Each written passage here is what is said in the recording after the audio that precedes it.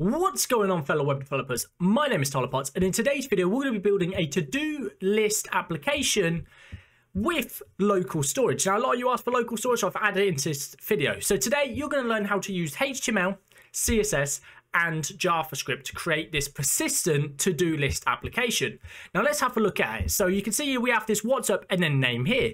You can actually type in any name you want here, click away, and that is now saved. If I refresh the page, you can see the name is input. If we change the name, we click off and we refresh, you can see it keeps whatever name we put in. So you can see there, what's up Tyler, there we go, that's added in. Now we have a create to do section. So here we can add in a job. So let's say get some milk. Click personal. So I have a category. You can either choose business or personal. Hit add to do, and you can see that gets put down here. If we tick this off, you can see a line gets put through it. Or if we hit edit, you could change this up. So get some milk, change that to buy some milk, and as we click away, if we refresh, you can see all this data is saved instantly to our local storage solution. And we can tick it off, we refresh, you can see it's saved. If we add something here, let's say make a video, click business and hit add to do, you can see there's a business one by the blue checkbox instead of the pink one, and that's where we can see there. So let's go here, we can click make a video, edit, and let's just say make a YouTube video, click off that, and that's saved. We refresh, you can see that's all saved. So that's what we're going to be building in this video. We're going to delete those to-do lists, and then we're going to actually get into the code. Okay guys, so we have a empty folder here. We've got nothing running, no servers are running now, so that's just going to error. And we have an empty folder opened up in Visual Studio Code. Now what I'm going to do is I'm going to start by creating 3 files. I'm going to create the HTML file. I'm going to create a main.css file for all our styles to go in, and finally a main.js file here. Now, the first thing we're going to work on, we're going to split this into 3 sections. We're going to do HTML, CSS, and then JavaScript in that order. So let's go into our doc type here. Let's just click through this, and let's just say to-do list 2022 with local storage. The next part we're going to do is we're going to import our CSS. So I'm going to say link main.css, just like that. And just to buff this, actually, we're going to add in some Google fonts. I'm just going to forward this up. I'm going to go fonts.google.com, and I'm just going to search for Montserrat. I actually had it here, so you can see Mont, and there it is, Montserrat. So I'm going to click this, and I'm going to select the ones we want. You can actually see they're already selected, although for some reason Fire Sans is also selected. So here, these are all the ones I've selected. You can add more by clicking it, but these are all the ones I need. So I'm just going to copy this link, copy it, close this, bring this back to there. Is it going to let me? No, that's fine. And just paste these in above the CSS file there. So there we go. That's done it. That's added in. We're then going to use a script of main.js, and that's going to be added in. Now, can I add this here? Please, you two, be nice. There we go. So that's now in there. The next one I'm going to do is I'm going to create a main tag in here with the class of app. This is where our main file is going to go. And what I'm going to do is I'm going to open up my terminal here by pressing Control and the comma key or the at key on my keyboard. It's different for Mac. It's Control Options T, I believe. And what I'm going to do in here is I'm just going to type in, I'm going to run something. So I'm going to say npx, which is how we can run some packages using npm or node. And I'm going to run live server dot. Now, all this is going to do is going to ask me if I want to install it, or it should do.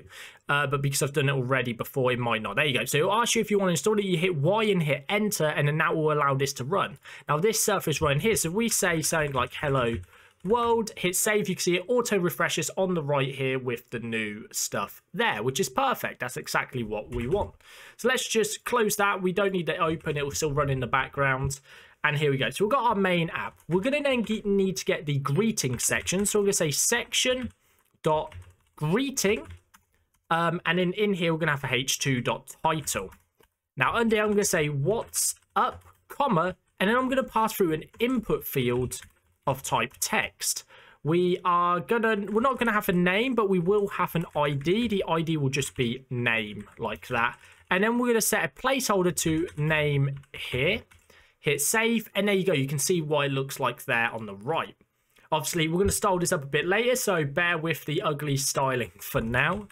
We're then going to get a section, and we're going to call this create to do. Now, underneath create to do, we'll have a H3 called create a to do, and then we'll have a form with the ID of new to do form. I'm going to remove the action because we will not be needing it. We'll be using JavaScript to catch the submit event. And then in here, we're going to have a few different fields. The first one's going to be a H4, which says, what's on your to-do? What's on your to-do? Well, I probably just meant, what's on your to-do list? There we go. And then under here, we're going to have an input of type text. This name will be content and the ID will also be content. And we're also going to add in a placeholder. So I'm just going to say placeholder, which is going to be e.g, let's say make a video. And there you go. So that's set there. I'm also going to zoom this in one. I'm going to drop these down onto new lines so it looks a bit neater. And there you go. So that's now done. We can then do another H4, and we're going to say pick a category. Under here, we're going to have a div called options. Let's just scroll down. And inside of the options, we're going to have two options. So we're going to create a label for each one. We're going to remove the for because we're going to have the element inside of the label. So we're going to create a radio button. This is going to have the name of category, and this is important. We need to use the same name, and this one is just going to be called category 1 for the ID. We're then going to give it a value, and the value we're going to give is business, just like that. So let's just break these onto new lines as well to make it a bit neater so you can actually read what's going on. And then under here, we're going to have a span or even a div, but I'm going to call it span.bubble. .business, because this is going to be a business bubble we're going to use. And finally, we're just going to have a div which says business in it as well. Now I'm going to copy this, I'm going to paste this underneath, and we're going to change this to be category 2. We're going to change this to be personal, and we're also going to change the class on this to be personal. And finally, this will also say personal, just like that. And you can see we've got two fields now. When we click one, it deselects the other and selects the one we've just clicked. So there you go. That's now set up. And you can see here, if we click on this little text as well, it also selects it. That's because it's inside this label, and anything inside this label will refer to this input field here, which is super useful. Now, underneath this options section, we're going to have one last input, and this is going to be type submit, which is a value of add to do, and that's going to be our button where we can actually add a to do. You can see currently it just refreshes the page, but that's all good. Let's just put a slash there as well. Now underneath this section here, so this is the end of the new to do section, we're going to create a section called to do list. Now in here, I'm going to have a H3, which just says to do list, and a div with the class of list and an ID of to do list. And there you go. So that's there. We can also add in some dummy stuff so we can style it up as well. So what we want to add in is essentially we want a item called to do item. We want a label in here. We don't need a for on this again. And this label will have a input of type text. Sorry, that will not a type text. We need an input of a radio button or a checkbox. We need a checkbox. The checkbox will just be there. We then need a span.bubble. And this will also have whatever category it is. So there, and then that's it for that, I believe. We could also put checked here, but I don't think we need to. That's fine. We're then going to have a to-do content section, which will have an input field again. This input will be type text, and it will not have a placeholder, but its value will be equal to whatever the to-do is. So in here, I'm going to say make a video, and I'm then going to put read only, because that means we can't actually change anything in it. We can click it, We can try and delete or change it, but it will not work. So you can see we've got our tick box, a tick if it's done. We have our field here, which we're going to style up, obviously, to make it look nice. And then finally, we just want actions. Inside of our actions, we're going to want 2 buttons. So a button of edit and a button of delete. And if you're wondering how I just quickly tab through all of this, I have something called GitHub Copilot activated. You can have a look at that. If I remember, I'll put a link in the description. I probably won't, but just Google search GitHub Copilot, and then you can have a look how you can do all this auto filling. It's super useful and definitely helps out. And then that is the end of the JavaScript section. So you can see we have 1 to do item in here. We'll actually duplicate it real quick. So we have 2 for testing. And we'll just say, instead of make a video, we'll say get milk. And this will be a personal bubble. And there you go. So let's go back to our main.css. And now we're going to move on to the CSS. So you can see we've done all the HTML. This is basically the skeleton of the application or the web app we're going to be doing. We've got our title, our create to do app with the form, which we're going to submit to actually send the data to our local storage. And then we've got our to-do list here. So let's go to our main.css. Now this, we're going to be using CSS variables for this. Super handy to reuse variables. And the first one we're going to say is primary, which is going to be equal to EA40 A4. We're then going to have a business color. So we're going to set an individual color for our business, which would be 3A82EE. We're then going to have a personal, and the personal is just going to be set to the variable of primary, which I know is kind of, I've also added it in 1 extra bar there, but that's fine. We're then going to have a light color, which is just going to be EEE. I'm missing a semicolon at the end here. Don't forget your semicolons. A dark color, which is going to be a like dark blue. So we'll say 313154, which is a nice little dark blue. We're going to have a danger color, which is going to be a red for our delete button. So we're going to say FF5B57. We're then going to have a shadow set. So we're going to have a 0, 1 pixel, 3 pixel, RGBA 0000.1. And that's going to be the shadow we add to all of our elements. We're then going to have 2 glow. So we're going to have a business glow, which is going to be equal to 0 pixels, 0 pixels, 4 pixels, RGBA. And basically what I'm going to do is I'm going to copy this business color here, paste this in. I'm going to wait for this to load, hopefully. Add that, save. There you go. Hover over this. I'm going to click this a few times until it says RGB. I'm then going to add an A, and then give this 0.75. And there you go. And I'm going to do the same with the personal. So I'm just going to copy this. I'm going to change this to say personal. I'm going to copy the primary color quickly. Add it in here. Hover over this. Change it to be RGB. Add an A. And then do the 0.75. And that way I don't have to write all these numbers out. And these are all the variables we're going to be using in this video. So CSS variables allow you to reuse variables throughout using the var syntax, var, and then the variable name. So let's start off with some resets. So we're going to have our margin set to 0, our padding set to 0.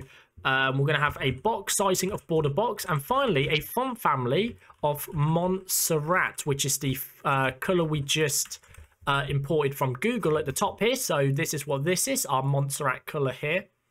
And if we go back in here, under this, we can then say input. So we want to change our inputs. We want to say, along if the input is not equal to a type of radio. So if it's not a radio and it's not a type of checkbox, then also and a button. So we're going to reset buttons too. We're going to say appearance none. Appearance none. Border none. Outline of none. Not no. And a background of none. We're then going to set the cursor to be initial to help with some of the errors. So you can see here, this will still sit, but you can see the forms are now reset. The font is now Montserrat, and all the padding has been removed, so we can apply our own padding. Now we want to get the body, and inside the body we're just going to set the background to be a variable of light and the color to be the dark color. So you can see there the blue tint is now coming through. I then want to get every single section, and we're going to set the margin top to 2 rem, the margin bottom to 2 rem. We're also going to get the padding left as 1.5 rem and the padding right as 1.5 rem as well. And there you go. You can see that now looks a bit better. You can see we've got our create to do section, our to do list, and our what's up name section. Okay, now we've got our section done. I just want to quickly mention, you can actually style this however you want. You don't have to copy my styling. It may help if you do, especially with the forms and that, but you don't have to copy my styling. It's just a guideline for how I style things. So we're going to set the color of our H3s to be a far off dark.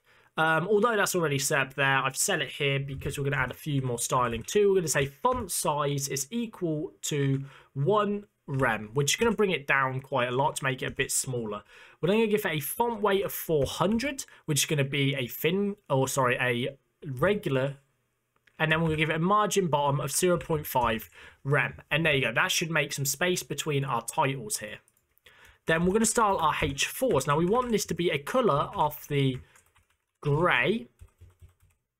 Is that what you called it? Gray. Oh, we're missing gray, guys. So gray is going to be a 888 color. So we're going to say hashtag 888, and there you go. Come back down here. Let's try this again. Gray, and there you go. We can add in the gray color. You see that's changed, and it kind of applies to the background there. So now we've got that. Let's give this a font size of 0.875 rem, which is about 14 pixels if your pixel size is 16. We're going to give it a font weight of 700 to make it bold. And we'll also give it a margin bottom of 0.5 rem as well. And that's these titles here. As you can see, that's pushed down, and that has pushed that down there. Okay, so now we've done the H4, let's get on to the greeting section. So we're going to get the title in the greeting section, and we're going to display it as flex, which is going to bring it side by side nicely. We're then going to get the greeting title, and then we're going to get the input field. And we're going to set this to margin left of 0.5 rem to push it over slightly. We're going to give it a flex of 110% to make it stretch as big as it can, and a min width of 0, because if we don't, it will break when we try and move this around. So then once we set up the greeting type input, what we're going to do is we're going to say greeting title or dot title, and then we're also going to copy this as well. So we're going to style both at the same time. We're going to then say color far dark. We will then say font size 1.5 rem. Oh, font size. So that should bring them up to be the same size. And then a font weight of 700 as well. And there you go. You can see that's there. And as you type in your name, you can see that it changes with it, which is super useful. So let's go to create to do section. So we've done the top bit. Now we just need to style the actual to do, create a to do section. So we're going to create to do. We're going to get the input of type text. And what we're going to do is we're going to say display block. We're then going to say width 100%. We will also say font size 1.125 rem to bring it to font size up a little. We'll give it a padding of 1 rem, 1.5 rem. We're going to need a color of dark. We'll then add in a background color of white, a border radius of 0.5 rem, and then we're going to add in our box shadow variable. So what we're going to say is far hyphen shadow, and as you can see, that gives it a subtle shadow underneath. Oh, I put box sizing. That should be box shadow. And there you go. There's the shadow underneath. I wondered what was going on there because it went off screen. If we then give it a margin bottom of 1.5 rem. And that should put some distance between this and the element below it. So once we've styled up the input field, we then want to get the create to do dot options, which is going to be our two business selections down here. Now we're going to use display grid for this because I want to show off some different CSS techniques. And we'll use grid template columns, and we'll use the repeat to 1FR. So what we're doing here is we're saying create a grid and then create columns. So you can see these have now put side by side because they're set to 2 columns. If we set this to 3, you'll see this will push over and we have space for a third one in there. If that's 2, or even if it's 1, that means we can only have 1 per row. So let's go 2, and there you go. We've got 2 columns in there, 2 per row. And that's 1 stands for 1 fraction, which is basically 1 fraction of the whole thing. We're then going to give it a grid gap of 1 rem to give it some spacing between the 2 elements, and a margin bottom of 1.5 rem. Now let's actually style the label around this. So let's go create to do dot options label, and what we want to do is display flex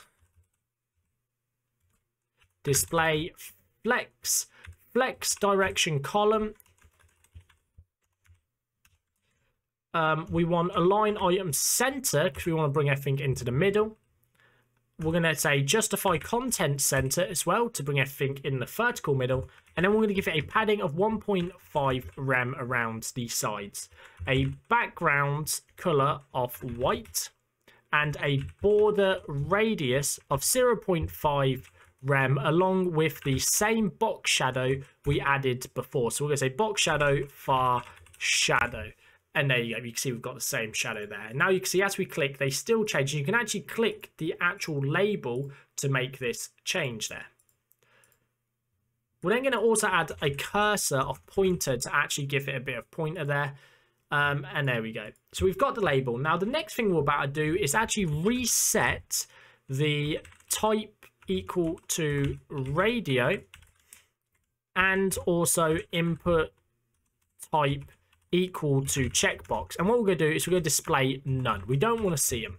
So those buttons are now gone, because we're going to create custom ones that look really cool and have a subtle glow to them. And we have called those sections, I think we've called them bubbles. So if we go down here, you can see bubble, and that's what we're going to target here. So we're going to say bubble, and we're going to display this as flex. We're then going to align item center, justify content center as well to bring everything to the middle. I'm then going to give this a width of 20 pixels, a height of 20 pixels. So these are 2 hard-coded values. We'll then give it a border radius of 50%, or you could do 999 pixels if you want to. We're going to do a border radius, or sorry, not border radius, a border of 2 pixels solid, and then we're going to use the far business color here. So you can see we now have these blue circles on screen where we can add the box shadow, but this time we're not adding the normal shadow. We're going to add the business glow, and as you can see now they have a blue glow. You can also see down here the to-do list ones are also showing the glow. We're then going to check if the bubble is the personal bubble, and if they are, we're going to say border color is going to be equal to far personal. And there you go, you can see that's there. But you can also see the glow isn't quite right. So what we want to do is take this exact glow here, pull it under here, and change it to say personal. And there you go, you can see we've got the pink glow here with the pink circle, and on the business one, we've got it there. But if we click them, they don't check, because we need to add in the check to check if they're checked. Now that's a tongue twister. So we're going to add a bubble, and we're going to say after. So we're going to use the pseudo element of after to add in an extra element inside these bubbles. So I'm going to set the content to 0, or to nothing. We're going to set the display to block, the opacity to 0, because we do not want them showing by default, the width to 0, and the height to 0. Again, we don't want them showing by default. We want to add in some animation to it when they open up. We're going to say far hyphen business for the background color. We're also going to add in the same business glow as well, because we want it to look like it's also glowing. We will then add in a border radius of 50% and a transition. Now this is what's going to allow it to actually not just appear, but to actually fade in nicely. Then we're going to say bubble, oh, not buttle, that would not be what we want. Bubble.personal after, and all we want to do is change the box shadow and the color. So I'm just going to paste these here. This actually should be background color. Background color, that's going to be personal, and this is going to be the personal glow as well. And you still can't see them because we need to actually toggle it on. So what we want to say is if input checked is next to, so this squiggly line, the tilde, means if it's next to a bubble element, we're going to get the after attribute and say its width is equal to 10 pixels, its height is equal to 10 pixels, and its opacity is equal to 1. And as you can see, when I select a different one, a little bubble appears and pops into there. A little dot just grows inside. If we remove this transition, you can actually see that it just jumps between, and it's not very fun. You can also tick this checkbox and it'll do the same thing because we're adding in checked here to any input. So all we need to do is add in this transition, and it will easily transition across just like that over 2 seconds. You can make this a lot longer as well. So if we said 8 seconds, ooh, super slow. That's not fun though. Let's go back to 2. So after that, we can carry on with our create to do section. So we're going to say create to do. We're going to get our options, our label, and the diff inside of there. So we're getting this business diff. We're going to add the color of our dark. Again, I don't actually need to add that because I've added it higher up. I don't know why I do. It's just a habit. And then we're going to get 1.25 rem. We're going to then say margin top or 1 rem. And that's going to push it down there. So there you go. That looks a lot better. There's nice spacing all the way around. So under that, we're going to get our create to do. We're going to get our input. But this time, we're going to target our type of submit. Because we're going to turn this submit into a button. So what I want to do is display it as block. I'm going to give it width of 100%, so I want it to span the whole thing. I want to give it a font size of 1.125 rem. We're going to give it a padding of 1 rem, 1.5 rem. So if the screen gets too small, it will make sure it doesn't go too small. We'll say color of white, a background color of our primary, a border radius of 0.5 rem. We're going to give it the box shadow, and this time we're also going to use the glow. So we're going to say the personal glow because that's what it uses down there. We're then going to say border radius 0.5 rem. Oh wait, we've already done a border radius. We did that a second ago. I'm losing my mind. We just want a cursor now of pointer and a transition of 0.2 seconds, ease in and out. And how we want to handle this, so we want to say dot create to do input of type submit on hover. We're just going to set the opacity to 0.75. Now, if we hover over this, you can see it fades out slightly, making it look like you're about to click the button to show something can happen. We hit add to do, it's going to do nothing still, because we need to add in the JavaScript for that. So let's style our actual to-do list now. So what we want is our to-do list. So we'll say to-do hyphen list dot list. I'm going straight for the list, and we're just going to set a margin of 1 rem 0. That's just going to give it some spacing around. We're then going to get our to-do list dot to-do item, and that's going to be the individual item. We're going to display it as flex, align item center. We'll give it a background color of white. We're then going to give it padding of 1 rem, border radius of 0.5 rem. We'll give it a box shadow, and again, this time it's just going to be the standard shadow, if I can actually spell.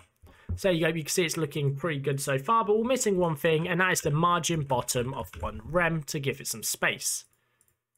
So now let's go into our to-do item. So we're going to say to-do item, label. Besides, we're going to display it as block because we want it to be a block level element. We're going to set margin right to 1M to push that across. And we're going to set the cursor to be pointer, so when you hover over it, it shows a pointer showing you can actually click it. We're then going to get our to-do item.content or to-do content. And we're just going to set this to flex 110% to make it spread across the whole thing and push our buttons to the right side.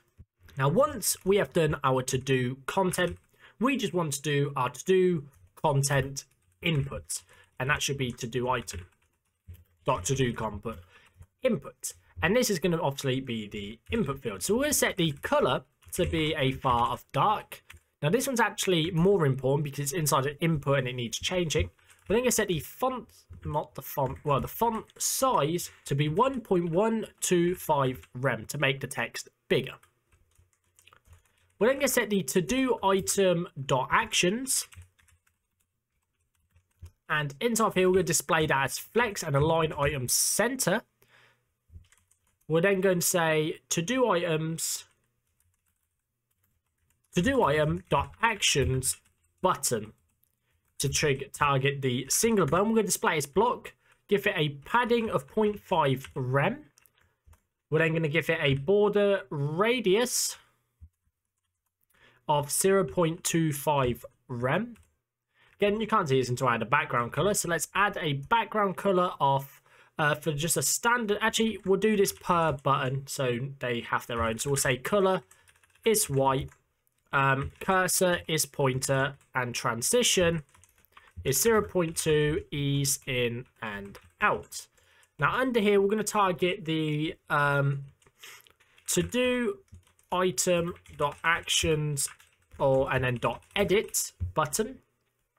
And what we're going to do is we're going to say margin right of 0.5 rem, and we'll give it a background color of far primary.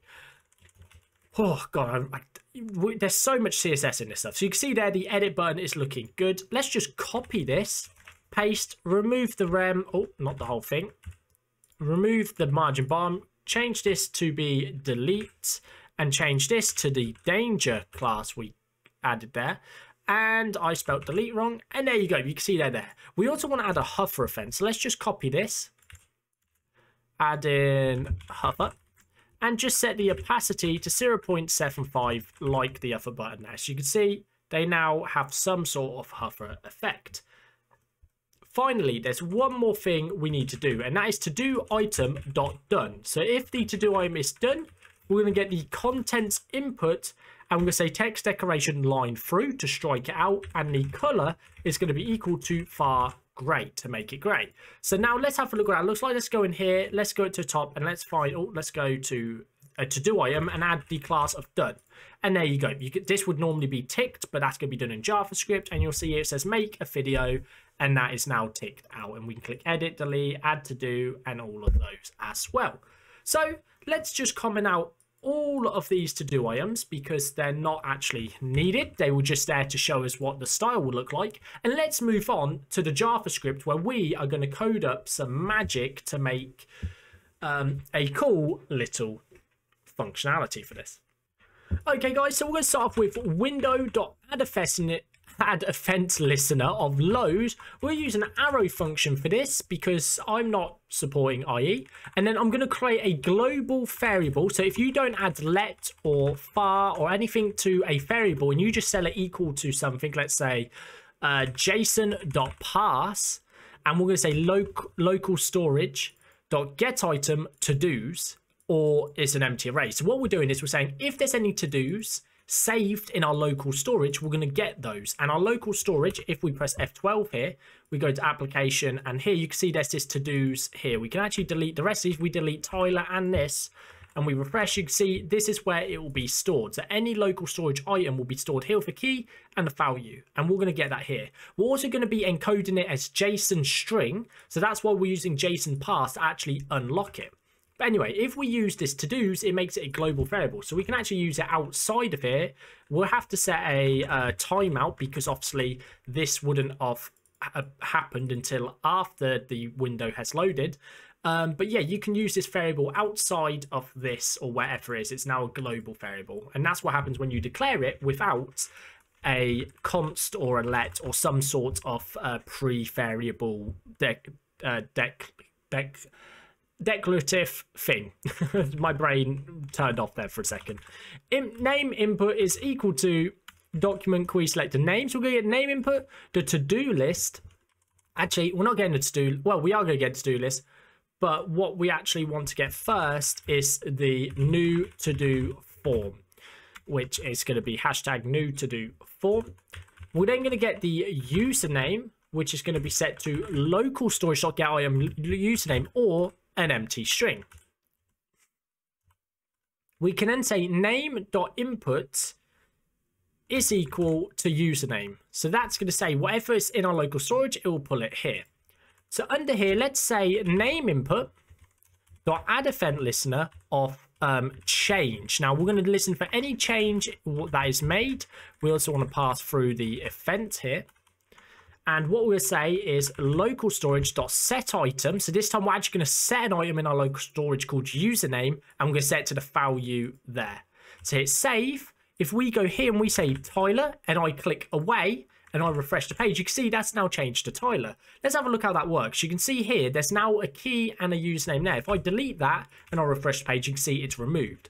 If I type in Tyler, click away, and you can see it saves there. Let's say if I want to change my name to Bob and I click away, you can see the value is changed to Bob.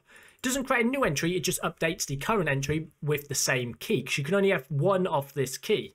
We can then say something like Ted, and there you go, but my name's now Ted. Let's go back to Tyler, let's close this, and let's carry on with the rest of the tutorial. So you can see this how you can set and get a username or just a single string from a database. But how do you get, for example, JSON code from it? Well, that's what we're about to find out. So first off, we'll say new to-do form.add event listener submit. We're then going to say e.prevent default. We then want to create our to-do, which is going to have our content, and we're going to get our content from the form element. So what we're going to say is e.target, which is going to be the form we submitted. Then we're going to say elements.content. Now this bit, this after the elements, the dot is the name of the element, which is in the form. So in our form, we have this input called name content, and that's what we're targeting here. So I'm going to say content.value to get the actual value. We're then going to get the category, which is going to be e.target.elements.category.value. Finally, we're going to get done, which is equal to false, and we're going to do a created at called new day, and we're not going to do to iStream, we're going to do get time to actually get a timestamp. So just a number representation of the current date and time. So underneath here, let's just close this off so there's no errors. And then underneath to do, we're going to say to-dos, which is going to be our global variable up here. We're going to say to-dos dot push to do to add the new to do to our array. And then what we're going to do is we're going to save our local storage item. So now we've updated our to-dos array. All we want to do is turn it into JSON by doing JSON stringify to-dos, which turns our to-do list, our actual array, into a JSON string. And then we can actually store that string inside local storage. Local storage only allows you to save primitive values such as string, number, or an integer, or even a float, I believe. It allows you to store a number, which can be either a float or an integer, a whole number, you know the gist. And then also a Boolean, which is true or false. And that's what you can save. Actually, I'm not sure if it can allow you to save true and false. I think it can, but it saves it as 0 and 1. I don't know. We'll figure that out one day. You can test it out, see what happens. Save a Boolean. I could do it here, but I want to get on with the thing. Then we're going to reset our target. Now, the target is our form. So what we're saying is reset the field. So once we've ticked that and we have that in here, reset both of these so that's no longer ticked and that's no longer filled out. So under here, let's just say, well, let's just see what happens. Let's save this. Let's refresh. Let's hit add to do. Nothing's going to happen. But if we go in here and we say make a video, this is a business, and we hit add to do, we can press F12 and you can see here, we have this array. And you can see here, we have two elements. One is the one we submitted with no details. We should probably check if the content and category exists. If not, throw an error. But for this video, we're not. You can add in that if yourself, if you want to challenge yourself. But here you can see the one we did enter details, and it says category, business, content, make a bit video, created at this timestamp. And if we took that timestamp and converted it, it would say the time we created it at, and then done is equal to false. So let's create one more. Let's say test, just quickly, personal, add to do. You can see a new one has appeared, which is the test, the created at, and the done there as well. So there you go. That's now how local storage works. That's all we need to do for local storage. That's going to work every single time we submit a new one. It's going to save it, but we also need to edit and delete them as well. So let's figure that out. First off, we're going to create a function called display to-dos, because we need the items to display on screen, because currently they don't display anywhere. So outside of our event listener, we're going to come down here and we're going to say function display to-dos, and this is going to be a const of to-do list, which is going to be our to-do list element, where we're going to actually push our new to-dos to. We're then going to say to-do list.innerHTML is equal to nothing. So every time we call display to-dos, we're going to clear all of the elements. And what we're going to do is we're going to say to-dos dot for each to-do. So we're going to loop through every single to-do in our to-dos array. And now you're probably wondering, wait, Tyler, why are you using to-dos outside of this function? You declared it here. Well, as I said earlier, without applying a const var or let to this to-dos, this is a global variable, meaning we can use it outside of the scope it's currently in. And in our display to-dos, here we go. So if we say display to-dos, we can also call this at the end of our event listener to call it as soon as the page is loaded. So after our to-dos.forEach to-do item, we're going to get a const of to-do item, and we're not going to create a li. We're going to be working with diffs. So I'm just going to say a diff here. I'm then going to say to-do item dot class list dot add, and we're going to add to-do item. We're then going to say const label. So we're going to set up all the elements we need. It's document.create a label.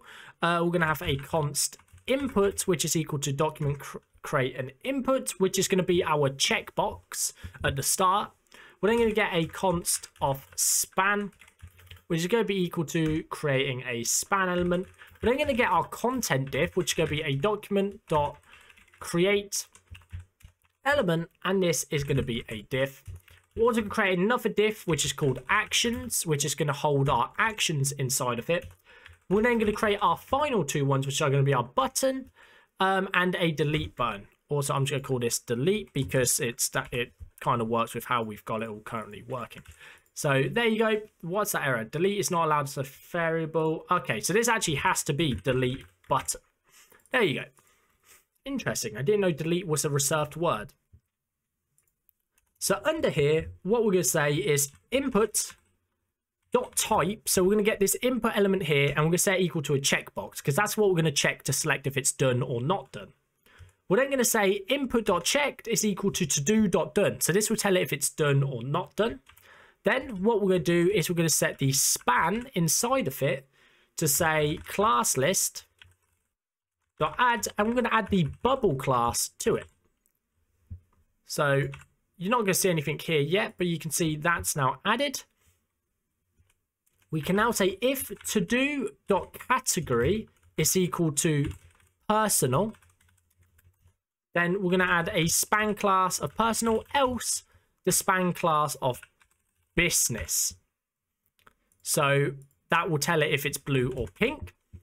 We're then going to say content.classList.add, and we're going to add the class list of to-do content to this. We're then going to get our actions, and it's going to be just actions. I don't know why I didn't name it to-do actions to match, but I didn't, so we're going to carry on. Class list edit and delete button with the delete class as well. We're then going to get the actual content. We're going to say content.innerHTML to change the inner HTML, and we're just going to say input type is equal to text. So we're going to create a new element, a text element. We're then going to say its value is equal to do content and not disabled, but it's going to say read only on the element there as well. So that's, we're going to set the inner HTML to be that. We're then going to say edit.innerHTML is equal to edit, and the delete button is equal to delete. Now, the final thing we need to do is append all the elements. We've got to append the input. We've got to append the span to label. We're then going to get our actions.append child, and that's going to append the edit button, and it's going to append the delete button. We're then finally going to get our to-do item, and we're going to append the label. We're going to append the content, and finally, we're going to append the actions to it. And the last thing we need to do is append this new to-do item to our list. And there you go. You can see them all here.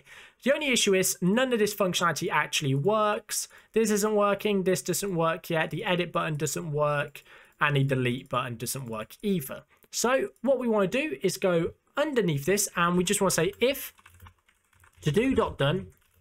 We're just going to quickly say to-do item dot class list dot add, and we're just going to set it to done, because that means it's done. That will also set these to done if they're checked as done.